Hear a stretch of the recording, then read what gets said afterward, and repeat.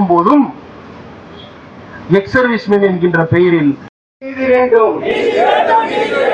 எல்லை காத்த வீரர்களுக்கு நியாயம் வேண்டும், நியாயம் வேண்டும். எல்லை காக்கும் வீரர்களுக்கு நீதி வேண்டும், நீதி வேண்டும்.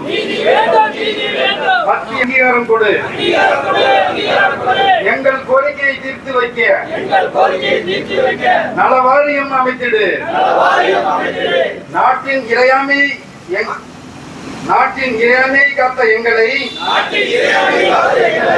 நிற்கதியாய் விடுவது ஏன்? அமைத்திடு, அமைத்திடு. நலவாரியம் அமைத்திடு. குறை தீர்க்கும் முகாம் அழைத்திடு.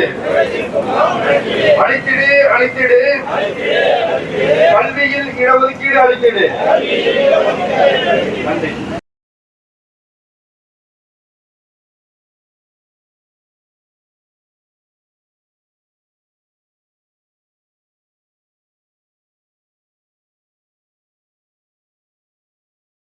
இன்று நடைபெறும் அறவழியில் கவன ஈர்ப்பு ஆர்ப்பாட்டம் மத்திய ஆயுத காவல் படை வீரர்களின் 11 அம்ச கோரிக்கைகளை வலியுறுத்தி மத்திய மாநில அரசுகள் எங்களுக்கு செய்து தர வேண்டி இந்த ஆர்ப்பாட்டத்தை நடத்தி கொண்டு வருகிறோம்.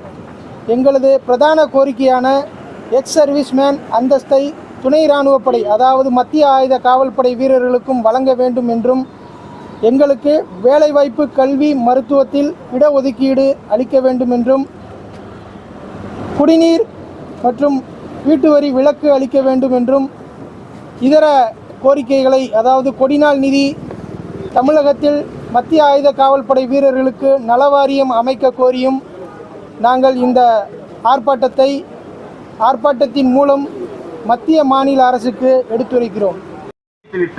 தலைமை எடுக்கின்ற அந்த முடிவுகளுக்கு தங்களுடைய முழுமையான ஆதரவை கொடுத்து சங்கத்தின் கோரிக்கை முன்வைக்கப்பட வேண்டும் என்பதையே பிரதானப்படுத்தி அந்த கோரிக்கைகளை நிறைவேற்றுவதற்கு என்னென்ன வழிகளில் முயற்சி செய்ய முடியுமோ அந்த எல்லா வழிகளுக்கும் சங்கத்தில் உள்ள தோழர்கள் ஒத்துழைப்பு தர வேண்டும். நீங்கள் வெவ்வேறு மாவட்டங்களைச் சேர்ந்தவர்களாக இருக்கலாம், வெவ்வேறு படையில் பணியாற்றியவர்களாக இருக்கலாம், வெவ்வேறு ஊர்களுக்கு போபவர்களாக இருக்கலாம், இப்போது வெவ்வேறு வகையான வேலைகளில் இருப்பவர்களாக இருக்கலாம். ஆனால் உங்கள் அத்தனை பேரையும் இணைக்கின்ற ஒரே புள்ளி நீங்கள் அத்தனை பேரும் சிஏபிஎஃப் வீரர்கள். அந்த சிஏபிஎஃப் இந்த நாட்டுக்காக செய்த தியாகம் தான் உங்கள் அத்தனை பேரையும் இணைத்திருக்கிற. நாட்டுக்காக செய்த தியாகம் என்பது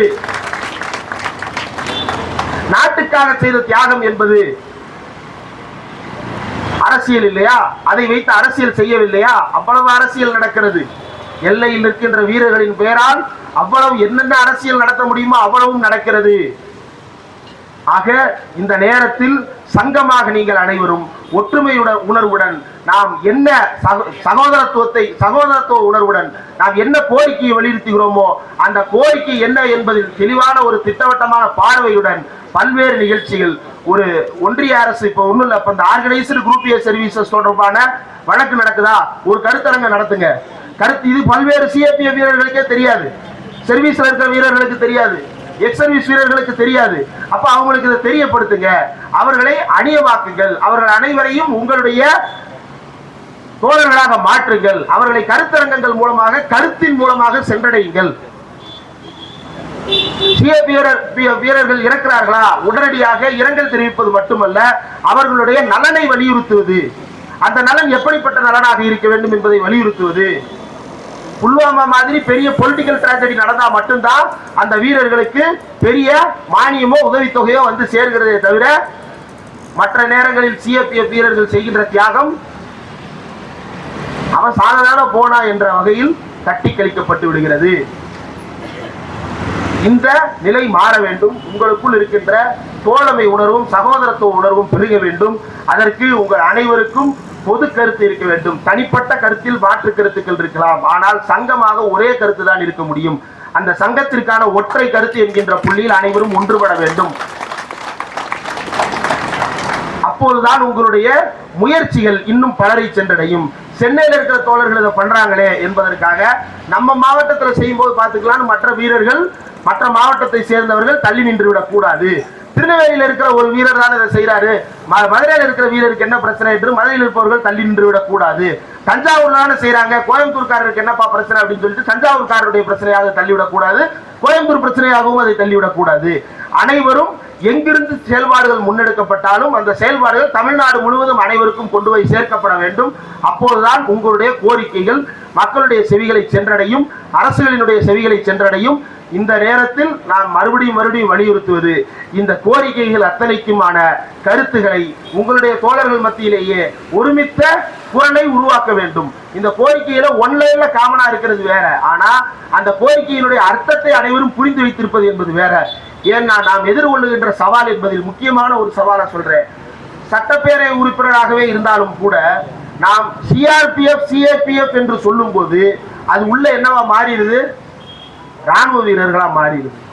சமீபத்தில் நம்முடைய சங்கத்தை சேர்ந்தவர்கள் வைத்த கோரிக்கை சட்டப்பேரவைக்குள் போனது. ஆனா போனது என்ன ஆயிருச்சு?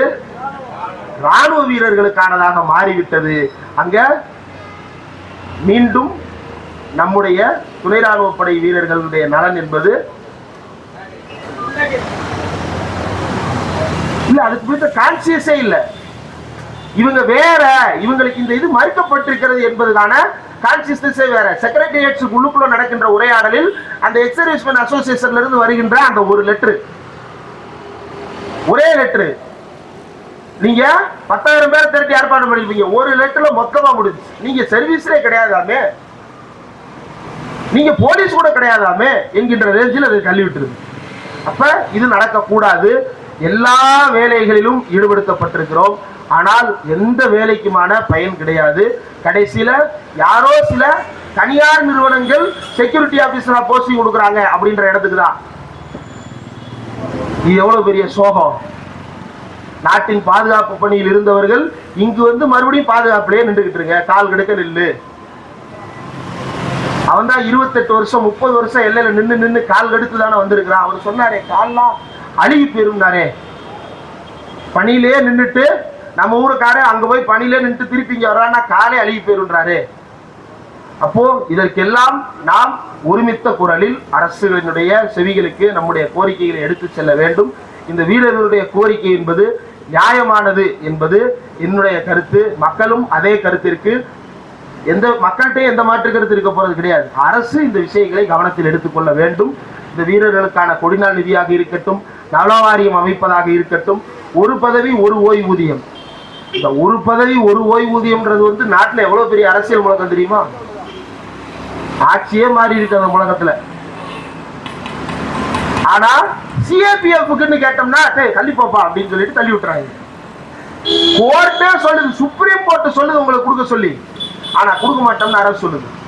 இதை ஏற்றுக்கொள்ள முடியாது. பழைய ஓய்வூதிய திட்டமாக இருக்கட்டும், உயர்கல்வியில் உரிமை வழங்குவதாக இருக்கட்டும், அதே போல வீடு, நிலம் மற்றும் குடிநீர் உள்ளிட்டவற்றுக்கு விதிக்கப்படும் வரிகளில் இருந்து கொடுக்கப்படுகின்ற விலக்கோ அல்லது வந்து தள்ளுபடியோ எதுவாக வேண்டுமானால் இருக்கலாம். இது அனைத்துமே நியாயமான கோரிக்கைகள். ஒரு தரப்பினருக்கு கொடுக்கப்பட்டு கொண்டிருக்கிறது. இந்த 10 லட்சம் பேரை சேர்க்கறதுனால 10 லட்சம் பேர் வேலைக்கு போறாங்களா? 10 லட்சம்ன்றது மொத்தமா நம்ம கணக்கு பண்ற எண்ணிக்கை. ஒரு சில ஆயிரங்கள், very negligible number of persons. இந்த சிஏபிஎஃப் இருந்து இந்த உரிமைகள் வழங்கப்பட்டால் பயனடைய போறது ரொம்ப குறைந்தவர்கள். ஆனால் அந்த குறைவான எண்ணிக்கையில் இருந்தாலும் அவர்களுடைய தியாகம் என்பது மிகப்பெரியது. இந்த நாட்டுக்காக அவர்கள் செலுத்திய உழைப்பு என்பது மிகப்பெரியது. உங்கள் பெயரால் சுரண்டப்படுகிறது இந்தியர்கள் அத்தனை பேருடைய உரிமை. ஆக உங்களுக்கே அந்த உரிமை இல்லாமல் செய்யப்பட்டிருக்கிறது. இந்த நிலை மாற வேண்டும். ஒன்றிய அரசு, மாநில அரசுகளுக்கு இந்த கோரிக்கைகள் நல்லபடியாக சென்றடைய வேண்டும். இந்த கவன ஈர்ப்பு ஆர்ப்பாட்டம் வெற்றி பெற தோழர்கள் அனைவருக்கும் என்னுடைய வாழ்த்துக்களை தெரிவிக்கிறேன்.